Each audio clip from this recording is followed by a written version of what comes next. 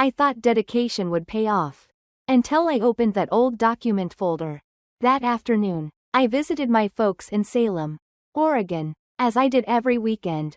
I helped my tech-illiterate mother Denise check bills, arrange tax papers, and scan vital documents. I considered that two-story red brick house, which I had supported financially and renovated tile by tile, a second home. Could you check this for me? She handed me a jumbled bundle of papers before returning to her garden orchids. As I sorted through the pile at the dining table, I saw a big, cream-colored packet labeled estate plan and will in bold. I hesitated, not curiosity-driven, at least I told myself. But I wanted to check everything. I've always worried about this. The one who preserved the family. But as I turned to the asset distribution page, my chest tightened. I mean everything my parents owned. The house, over $450, no savings. The new SUV and mom's wedding ring were plainly for Samantha. My younger sister, and I? No word. We love both our daughters is all that's said. I grasped the paper, white-knuckled, every recollection of working 2 jobs to pay the mortgage. Driving through snowstorms to give mom's medicine.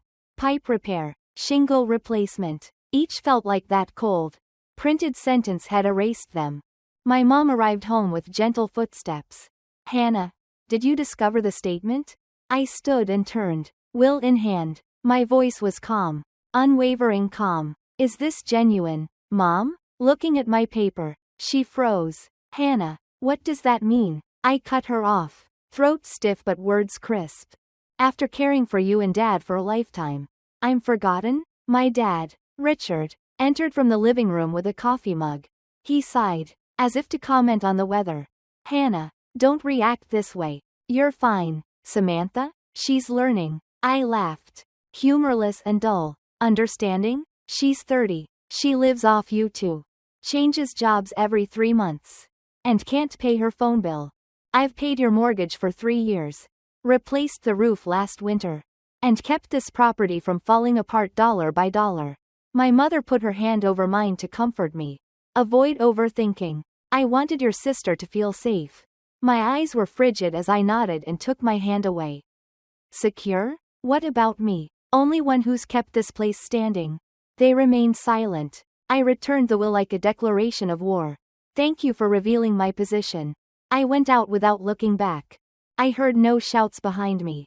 My first pain in years was gone. Just felt empty. A calm, hollow emptiness that chilled me to the bone. After finding the will, I never returned to that house. 2 weeks passed with no calls or messages. Like I never existed in their world. If they had any conscience, they'd reach out, I told myself. Instead of an apology or explanation, I got message from Dad. Hannah's mortgage is due this month. Could you transfer it soon? Friday deadlines. I froze, astonished by the message. I nearly laughed. No explanation, no checking on me. A demand, like I was their default ATV. Every word was iced in my reply. Maybe Samantha can handle it. She owns that house, right? I put my phone down without waiting for a response. The screen lit up again after 10 minutes. Mom, this time. Avoid this. Hannah, we must talk. I remained silent. I wasn't sad. I wasn't mad anymore. Brutal clarity has replaced every flimsy hope I had. For years, I thought my sacrifices would be recognized. Was wrong. I no longer wanted to save. The following message arrived 3 days later. From Samantha. You're overreactive. Mom and Dad didn't mean that. You've always been independent. I'm just not. You know. Each letter sliced through my sister's artificial mask as I typed slowly. Show you deserve what you have. Pay the mortgage first. No reply. Silence continued another week. I got a transfer request on my phone while drinking coffee in my kitchen one Monday morning. $2,900. 0 cents. From Mom. No message. The withdrawal request was soulless. Just how they'd left me out of everything. I immediately hit decrease. Minutes later, the phone rang. It was Mom. After the 4th buzz, I declined the call. Message arrived immediately. I know Hannah saw it. You declined. Why? I closed my eyes, inhaled, and answered. Since I'm no longer responsible. Ask Samantha. I felt in control for the first time. I didn't rush to patch cracks I didn't cause. I didn't waste my youth fixing others' mistakes. Samantha texted again 3 days later. You're selfish. Didn't you always prioritize family? Reread the message several times. Family? The family she mentioned treated me like an alien in a walking pocketbook. My response was one sentence. Fairness and respect. Not utilizing someone till they're useless. Our family values. No more messages followed. Silence fell over everything. Yet not lonely. I felt relieved from a long-held burden. I knew deep down, silence was just beginning, because they'd return. When no one else helped. The residence was at risk of foreclosure. Samantha couldn't pay a debt on time despite her windfall. When that time arrived, I'd be ready. Avoid saving them. I wanted to show them that I no longer sacrifice without thanks. I was midway through a history text and drinking hot tea when Samantha sent her next message near midnight. I guessed the tone without opening the phone because it lit up. You're exaggerating. I scrolled and read. Everyone's stressed. Why are you acting dramatic now? Just a couple payments. You always did. I chuckled dryly. No comedy. A few payments. Saying you've never paid an energy bill is easy. Typed back. I'm not dramatic. Just being clear. So get used to it. She replied in just a minute. You're selfish. Your parents may not forgive you. I put the phone down. I felt guilt-free after years. It didn't bother me if they were upset. Or focused with being a good daughter. The line was crossed. The boundary between exploitation and self-defense. The next day, I called the bank to remove my name from the mortgage joint account. I terminated all my concealed auto payments with the electric companies. I removed my phone bill reminders. Similar to a tiny ceremony marking my departure from their residence. That night, I cleaned my modest apartment. Used my fave playlist. I bought myself a chocolate cake I'd always wanted but never bought. Money was constantly needed for more vital things. I was sleeping well. I woke up without a payment alert. I went to work without feeling like I was carrying 3 adults. I even took an online art class. Something I'd wanted for years but put off because lacked leisure or was forbidden to be selfish. As my life began to breathe again, past knocks became louder. Denise, my mother, called early the following week. I remained silent. A message followed. Hannah, we must talk. Your sister cannot pay the internet bill. Can you assist? I remained silent. 2 days later, another. Cut landline. No login. She says. No idea what to do. I read the message. Then took the old notebook from the bookcase. I once wrote down every password, billing schedule, and customer service number. My parents phoned me whenever they were stuck. Every time Samantha forgot a payment, I handled it. This time, I closed and reinserted the notebook. Neither was I their assistant. I wasn't the base of a system that deleted me when I ceased contributing. Samantha sent me another message 3 days later. Are you fooling me now? Power is about to go out. Will you let it happen to our family? My response was one sentence. No. I let everyone make their own decisions. Silence. Several days passed without word. Unexpected calls occurred one morning. Mrs. Lorraine, my parents' 20-year neighbor. Your mom asked whether I knew house sellers. I think they're mismanaging. I hung up after thanking her. I wasn't proud. No grin. No cry. I noticed something when sitting by the window watching the trees out front let in sunshine. For the first time, obligation and remorse didn't crush me. Breaking the pattern was my choice. I wouldn't return. The first communication arrived Monday morning. From an unexpected source. Mr. Walter, my parents' 20-year neighbor. Hannah, are your parents okay? Denise inquired about the day. She believed her date was inaccurate. The bank recently sent her a letter. Clear notice of foreclosure. I watched the screen. Yes. It happened. Faster than expected. I discontinued support 4 weeks ago. A house I previously kept together collapsed after 4 weeks. My mom called an hour later. I remained silent. A message followed the ring. Hannah, please. We need you now. It's serious. After reading, I put the phone down like it didn't matter. However, my chest remained heavy. I originally thought this would provide twisted satisfaction. It didn't. Only hollow, aching tiredness. Maybe I was too used to cleaning up after others. I didn't reply. Samantha returned 2 days later, arriving at my door after weeks. She stood with a disheveled stack of documents and a wrinkled hoodie and no makeup. Her eyes showed anxiety. She gasped, "I need 5 minutes. Just 5 minutes. Hannah." I crossed my arms to block the door. Zero sympathy in my eyes. "You want money?" "Not money," she shouted, trembling. Please help me contact the bank. I don't get their terminology." Feeling overwhelmed. "What about your inheritance?" My question was informal, like a weather observation. She muttered, "It's in an investing portfolio. Withdrawal now is penalized." I didn't expect this rapid decline. Raised eyebrow. "You agreed to everything without hesitation." Mom and Dad seemed in control. They stated everything was set. I wasn't thinking. "Exactly. You were careless. Like always." "Samantha, shut up." I left and closed the door.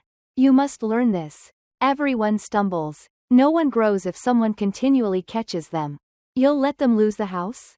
"I won't allow anything. Their choice is now their reality." Samantha stood alone in the building's corridor after I left. I met Ben, a former classmate turned real estate agent, at a local arts center networking event 3 days later. He interrupted me as I was going to describe my photo project. Eyes wide. "Do your parents live on Vine Street?" I nodded. "Someone on my team mentioned these. It sounds like they're desperate to sell. Home needs work. Significant foreclosure risk. Are you okay?" I smiled briefly. "I'm fine." "I suppose not." Ben looked ready to speak more but decided against it. On my laptop that night, I saw an email from a legal assistance charity I volunteered with in college. A new program to help elderly manage housing debt needed mentors. I smiled faintly. Life had a peculiar way of returning. My application began after a long silence. "Not for my folks, Samantha." "No. For me. The one who finally relaxed. No need to save the old house. If I could help someone avoid that cycle, it would be worth it."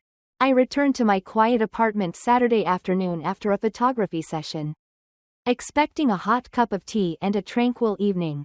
However, a familiar silver minivan was near the gate as I entered the parking lot. 4 years ago, I co-signed for that van when my dad, Richard, couldn't pay. I gave him the title last year as a final trust gesture. It sat as a bitter reminder. I walked slowly from my car. Parents waited at the building entrance. Samantha stood back, clutching her purse, her eyes filled with worry.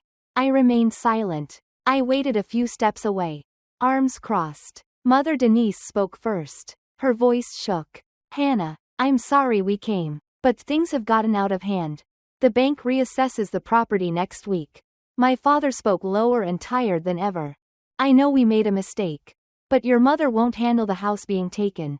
My gaze was colder than ever as I stared at him. "When writing the will, why did you exclude me?" Dropping his eyes, he fidgeted with his coat trim. "We thought you'd be fine then. Your strength never wavered. But Samantha? Samantha fails, is forgiven, and inherits everything." I interrupted. I faced my sister. She pressed her lips. Silent. "Avoid denial and excuses." "I gave up my youth," I said, quietly but sharply, "without conditions. In return, I was ignored. The expectation that Hannah will handle it. I no longer hold that position." My mother cried. "We didn't anticipate this. Can you assist? Just a little for a few months till things normalize." Shaking my head. A breeze in my chest erased years of duty. "Not saying no because I can't. If I do, everyone will think they never need to change." Samantha spoke barely, her voice weak. "I didn't expect that much complexity. I believed it needed time. I didn't expect you to leave so fast." This was my first sight at her in weeks.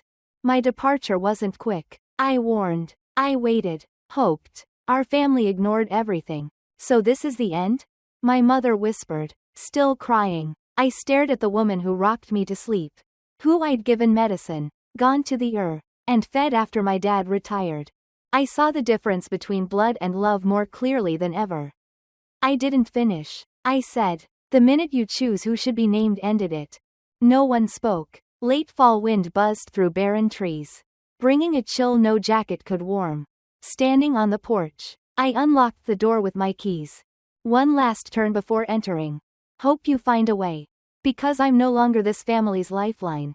I eyed Samantha and spoke softly. This is your chance to mature. After I got off the merry-go-round. It's your time. I entered and closed the door. As they exited, the hallway wind masked out their footsteps. I stood calmly in my living room. A long beam of afternoon sunlight crosses the floor through the glass. No weeping, no heartbreak, simple, serene quiet. I expected them to settle down after that final confrontation. I believed the truth would make them reflect and silently retreat in pride. They've always lived off others. So I overestimated their self-awareness. A week later, I was notified. From Olivia, a close art center coworker. Are you on Facebook, Hannah? Check your mom's page. She posts astonishing stuff. I entered Denise Baker into the search bar with trembling hands. Her timeline had emotional postings, flower images, and motivational quotes. An outstanding post froze me, including our old house photo. It's devastating when your daughter abandons family, giving up sick and elderly parents, not helping us in need. After all our sacrifices for her. Over 80 shares. These comments offered pity, comfort, and judgment for the ungrateful child.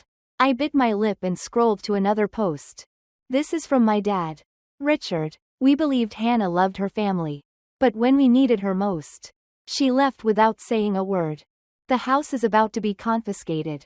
But she responds calmly. Samantha posted next. The tone is sarcastic. Some folks only show kindness from above. Silence when family urges them to step down and help. I suppose that's strong today. Tightened my phone grasp. I wasn't mad. Not even surprised. I was exhausted. Public shame replaced guilt when it didn't work. They forgot one item. I stopped being quiet. I opened my laptop and logged into Facebook, which I rarely used. That night, I posted once. Colorless backdrop. Plain design. But every word was clear as day. Fair enough. Here's my side of the tale since my family is telling one. Samantha is the sole beneficiary of the will I attached. I submitted insurance, mortgage, and utility bill photos under my name. Next, I included my last mom text, requesting $2,900.00 to rescue the house. I finished one line. My silence wasn't consent. I waited for the proper time to confess. Now is that moment. First comment came in 10 minutes. Hannah, you done everything? Unbelievable. An old buddy said. One of my kindest people is you. Nobody should make you doubt that. People began sharing the post one by one. Others who knew my parents spoke up. Many surprised. I always believed Samantha lived carelessly. Now it makes sense. No one should be exploited. Certainly not by their relatives. My post became viral, not because it was amazing. Because it existed. It was truth. And it didn't hesitate. 2 days later, my mom deleted her posts.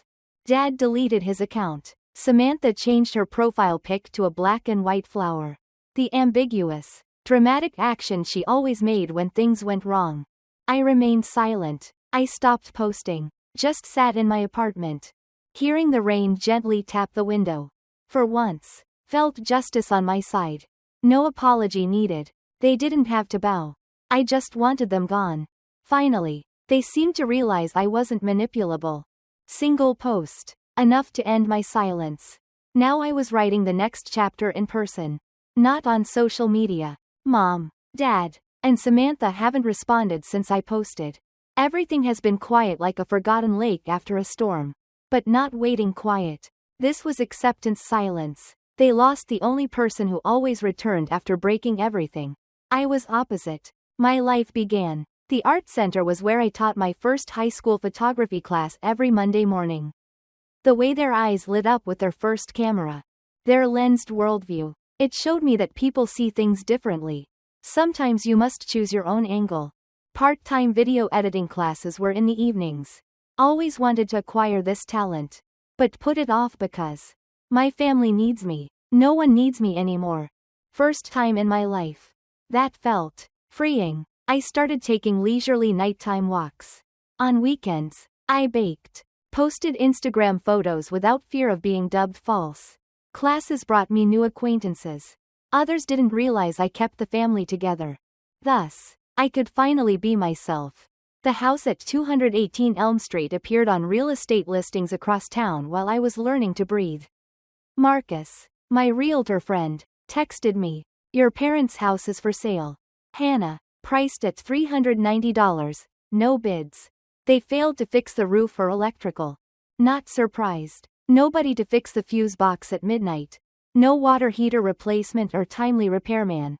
No more me. Thanks to me, that house survived. It now showed the truth. Neglected and rundown. No one could maintain it. Lorraine, the elderly neighbor, updated me again. She called to check in but casually said, "Oh, and Samantha's moved back in with your folks." Her grocery runs are frequent. No joy on her face. I looked up from my laptop and sipped my steaming coffee. Something like that used to make my chest clench with worry. But now I shrugged. Samantha may have needed to experience the instability she ignored. I didn't like their struggle. I no longer wanted to carry others' choices. My savings account grew for the first time in 10 years. I went to Seattle in autumn to capture the foliage. I reserved a semi-pro camera. A luxury I once considered unneeded. I learned to provide for myself like I did for a family. I resumed writing. Not defensive posts, but a site about escaping poisonous families. Some entries spread. I received many messages thanking me for stating what they couldn't. On a rainy afternoon, a real estate site sent me a notification while I edited images in my favorite cafe. Price lowered $30.00 on 218 Elm property. Trying to sell fast. I examined the house photo. Rotting fence, flaking windows, dark roof tiles. It represented obligation, pressure, and expectation. It was now a house in need of rescue. My rescuing role ended. Hide notification. Close phone. Smile. A gentle smile. Lighter than air but deeper than any sigh I'd ever taken. I was no longer welcome. I walked Liberty Lake with my new camera one early winter afternoon. The lake was illuminated by dusk's golden light through sparse branches. I stopped, raised my camera, and got the ideal shot. A youngster running with his mother behind him, laughing and yelling. I learned then that some things aren't meant to be kept because they weren't yours. I thought you could never lose relatives. That blood was impenetrable, but now I know. Something other than DNA makes a family real. It's respect. And thanks. To be seen. I sacrificed everything. My name was left off a will in return. The dramatic one who stopped carrying others' troubles. I stopped being mad. Not really. Just let go. They resided there. Old house listed for the third time. Samantha was known for acting like a conscientious homeowner when visitors arrived. She smiled nervously when asked about maintenance records or repair bills. Because all those years? She was never instructed. I never returned. Not once. I remember receiving a handwritten letter from my mother in a blue envelope. She described her sleepless nights. Unsure where to start. Your father's strength has declined. She said, I don't know how much time we have to fix things. If you agree, still here. Folded the letter. I didn't tear. I didn't reply. It went in my desk drawer with undeveloped photos and half-finished drafts. Things that took time to grasp and accept. They weren't bad. I lost the will to sacrifice without being heard. I kept working, educating, creating, and capturing. I even showed my recovery journey photos at a friend's cafe. Early park mornings, peaceful streets with golden light, thin elderly woman's hands holding a warm mug. One dropped blossom on crumbling concrete. A middle-aged woman approached me later, shook my hand and said, I don't know why, but every shot of yours feels like it's speaking for someone who's been silent for a long time. Still smiling, I said nothing, because she was right. My whole existence was tranquil. For peace, for the good daughter role, to get my desired affection by providing enough. I now prefer a different peace. Self-choice, not others' approval, so I've learned to love myself. Unconditionally, learned to decline, free of blame. I now let others suffer the consequences of their actions. Above all, I've learned to stop looking back. I still consider them family. On paper, in memory, but they no longer drive my decisions. I don't know the future. Whether to reunite or keep things as is. That's irrelevant now. Because I finally comprehend. Family goes beyond your surname. Family values your presence. Those who don't consider kindness a duty. People who make you feel seen. And picked. If none can, that's fine. I have a family. Mead. No need to search elsewhere. My narrative isn't tragic. And waking. Once, I thought love and sacrifice would always be rewarded. The family was unshakable. Nobody deserves to be taken for granted. Not even their blood. Have learned to set limits. Walk away when needed. And to choose myself without regret. Lightness, freedom, and tranquility are mine now. Not because they changed. Because I changed. Myself. Your thoughts on Hannah's choice? Was she overly harsh? Was this her only protection? Comment your ideas below. Follow the channel for more touching family stories.